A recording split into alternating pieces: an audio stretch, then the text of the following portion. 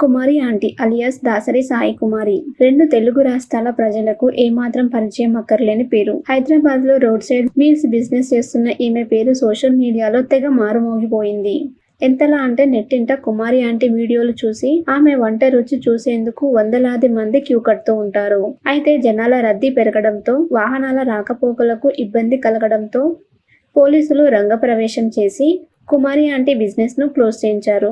అయితే సీఎం రేవంత్ రెడ్డి స్వయంగా జోక్యం చేసుకుని ఆమె ఫుడ్ బిజినెస్ హోటల్ ని ఓపెన్ చేయించారు.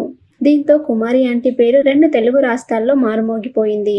ఇదే అదనుగా కొన్ని మీడియా ఛానల్స్ ఆమె ఇంటర్వ్యూలను కూడా తీసుకున్నాయి.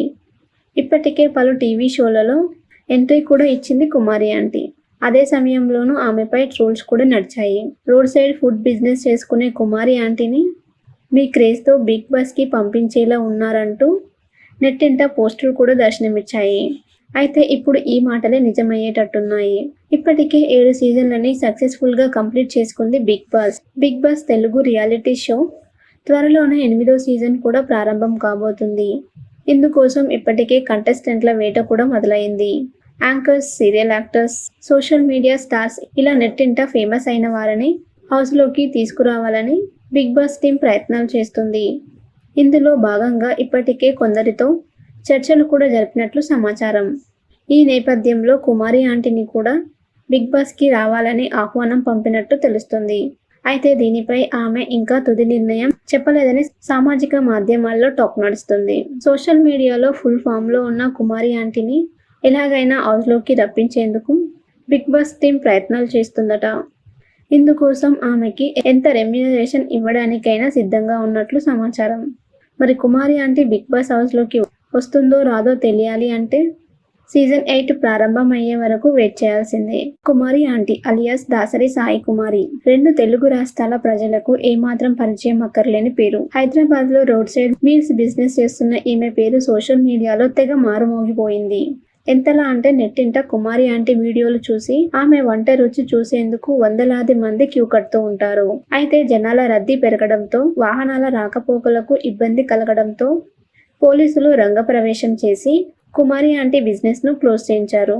అయితే సీఎం రేవంత్ రెడ్డి స్వయంగా జోక్యం చేసుకుని ఆమె ఫుడ్ బిజినెస్ హోటల్ ని ఓపెన్ చేయించారు. దీంతో కుమారి ఆంటీ పేరు 2 తెలుగు రాష్ట్రాల్లో మారుమోగిపోయింది. ఇదే అదనుగా కొన్ని మీడియా ఛానల్స్ ఆమె ఇంటర్వ్యూలను కూడా తీసుకున్నాయి. ఇప్పటికే పలు టీవీ షోలలో ఎంట్రీ కూడా ఇచ్చింది కుమారి ఆంటీ. అదే సమయంలోనూ ఆమెపై ట్రోల్స్ కూడా నడిచాయి. రోడ్ సైడ్ ఫుడ్ బిజినెస్ చేసుకునే కుమారి ఆంటీని మీ క్రేజ్తో బిగ్ బాస్కి పంపించేలా ఉన్నారంటూ నెట్టింట పోస్టులు కూడా దర్శనమిచ్చాయి. అయితే ఇప్పుడు ఈ మాటలే నిజమయ్యేటట్టున్నాయి.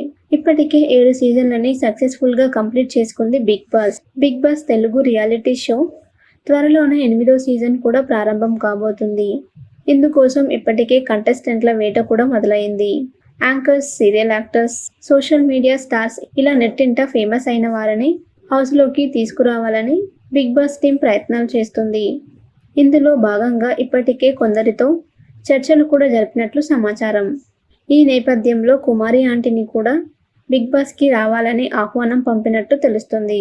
అయితే దీనిపై ఆమె ఇంకా తుది నిర్ణయం చెప్పలేదని సామాజిక మాధ్యమాల్లో టాక్ నడుస్తుంది. సోషల్ మీడియాలో ఫుల్ ఫామ్లో ఉన్న కుమారి ఆంటీని ఎలాగైనా హౌస్లోకి రప్పించేందుకు బిగ్ బాస్ టీం ప్రయత్నాలు చేస్తుందట. ఇందుకోసం ఆమెకి ఎంత రెమ్యునరేషన్ ఇవ్వడానికైనా సిద్ధంగా ఉన్నట్లు సమాచారం. మరి కుమారి ఆంటీ బిగ్ బాస్ హౌస్లోకి వస్తుందో రాదో తెలియాలి అంటే సీజన్ 8 ప్రారంభం అయ్యే వరకు వెయిట్ చేయాల్సిందే.